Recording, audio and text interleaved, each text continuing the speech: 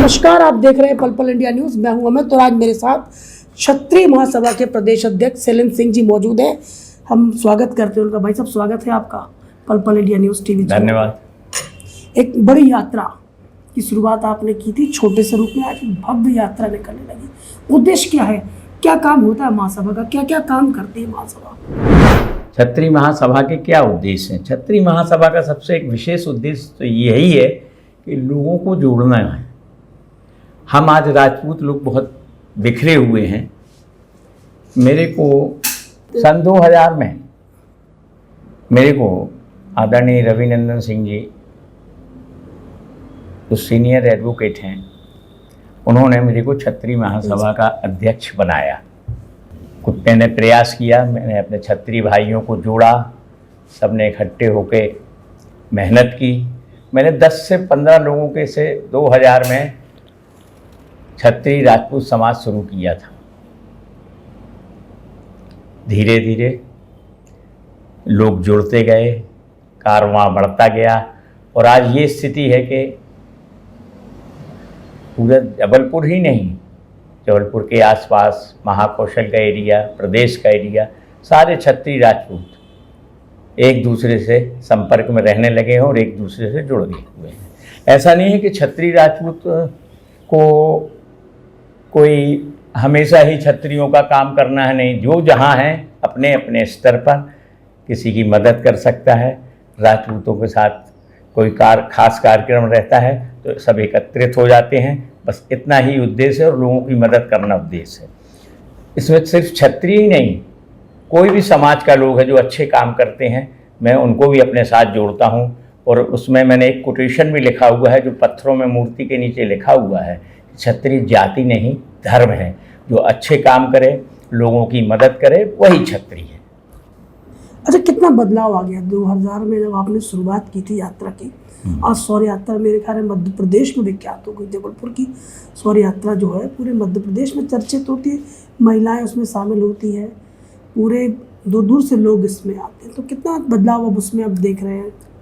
जब 2000 में मैंने शुरू की थी तो मैं मोहल्ले मोहल्ले जाके, व्हीकल का एरिया हो गया, गड़ा हो गया, जीसीएफ हो गया, धारताल हो गया, मोहल्ले मोहल्ले जाके दरी पर बैठ के बैठकें करता था।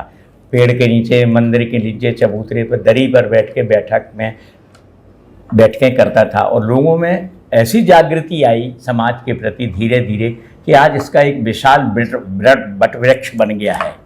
और आज कम से कम हज़ारों लोग इस समाज से जुड़े हुए हैं। उनको फ़ायदा भी है। एक दूसरे को कभी किसी की परेशानी होती है तो एक क्षत्रिय दूसरे क्षत्रिय की मदद करता है। इसलिए लोगों को जुड़ना भी ज़रूरी है। लोग कहते ही हैं कि अगर बटोगे तो कटोगे।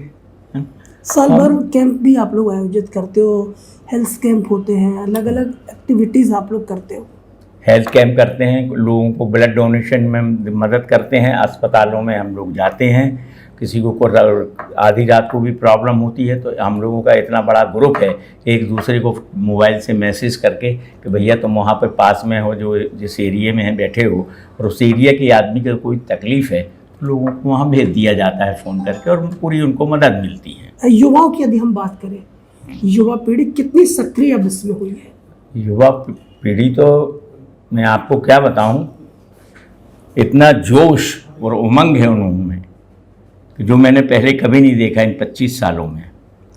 आज मैं 2 साल से करीब देख रहा हूं, ये युवा वर्ग है इतनी तेज़ी से जुड़ा है राजपूत, क्षत्रिय राजपूत समाज से कि आप उसका विश्वास नहीं कर सकते। आज हजारों युवा हमारे साथ हैं।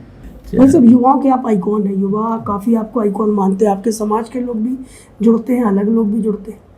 तो किस तरह से अब आप युवाओं के लिए क्या प्रेरणा है, क्या मैसेज है? मेरा तो युवाओं से सिर्फ एक ही आग्रह रहता है कि बेटे अपने माँ बाप की सेवा करो, अच्छे संस्कार पाओ और नशे से दूर रहो। और जब भी आपको परिवार को, आपके परिवार को, आपको, आपकी देश को ज़रूरत है तो इस देश के लिए हमेशा अपना सीना ताने खड़े रहो। यही मेरे आप लोगों से प्रार्थना रहती है, युवाओं से मेरा यही कहना रहता है।